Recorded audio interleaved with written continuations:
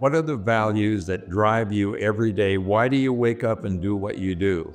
Because of your value system, because of what you've been taught to do, what you've been trained to do, and what you automatically now do. So all motivation comes from within.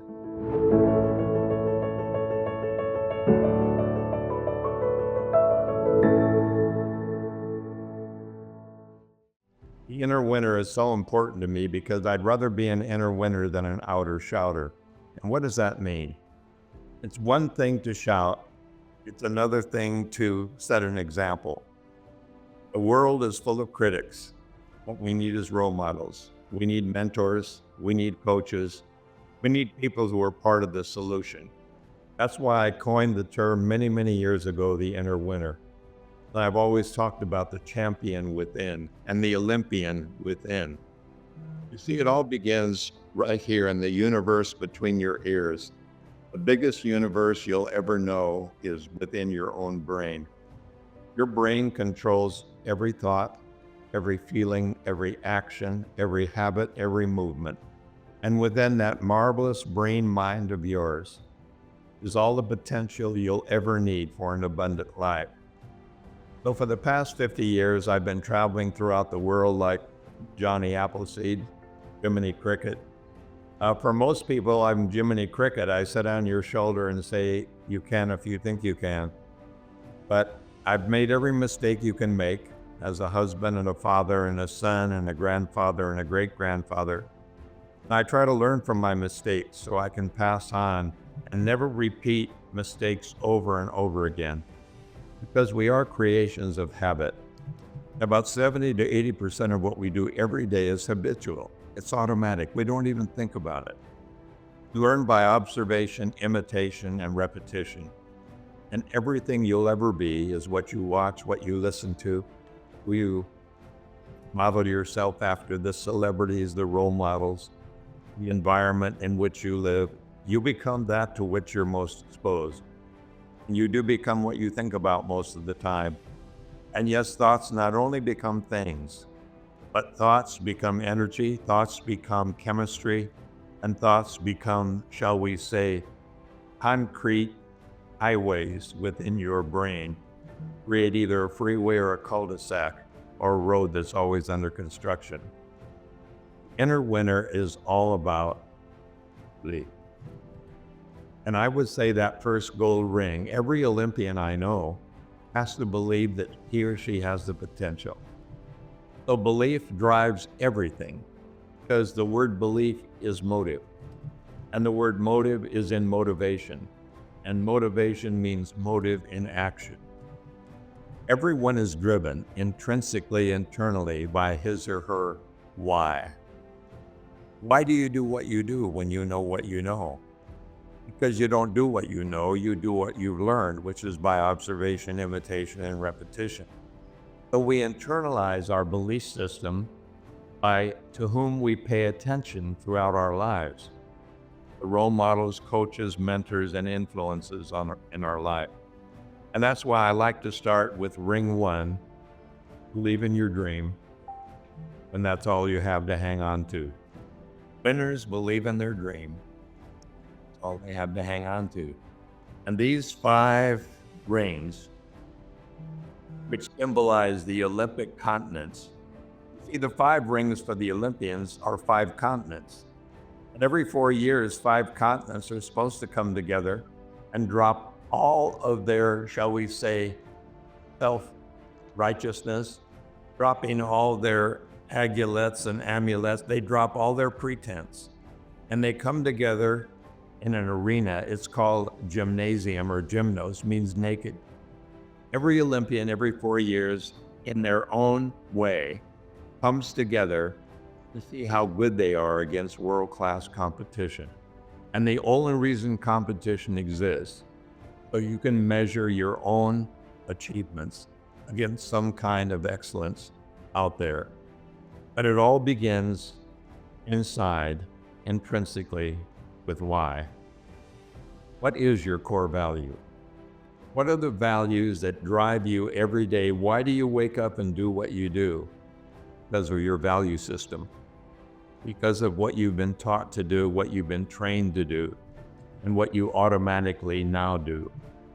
Motive in action. The word motivation is an inner force that compels behavior. So all motivation comes from within. And a lot of people think it comes from the outside, and there are a lot of highly motivated achievers. And there are many ways you can motivate yourself. You can motivate yourself by money. That's called extrinsic, external motivation. That's by acquiring things that make you feel, and we all do. We all want financial security. But we're motivated to acquire material things that will make life more comfortable and least livable for us. 95% of the world live in abject poverty, and they're only looking to have enough to eat for the day. 95% of the people on the earth are only trying to eat, sleep for the day. So material substance is very important. The second thing people try to do, of course, is they try to have people like them. They want peer group. They want to belong, even if it's wrong. The reason people join crowds and gangs, at least they have an affiliation with something. Maybe they didn't get it at home, but that makes them feel good that they belong to a crowd or a group or an organization. That's an affiliation drive, and we all have that. A lot of people, in addition to wanting pure acceptance, they want some kind of status as somebody. They want status with experts, status with somebody important. So they want to achieve, so people will look at them as being not famous, but being important or special. That's called status with experts. And people try to show that they have the mindset of a millionaire, or they have the millionaire abundance mindset, and they can give it to you. And so that's that status that people see. The other extrinsic motivation is competitiveness, wanting to be better than somebody so you can feel superior to others. That works great for products, doesn't work as good for people.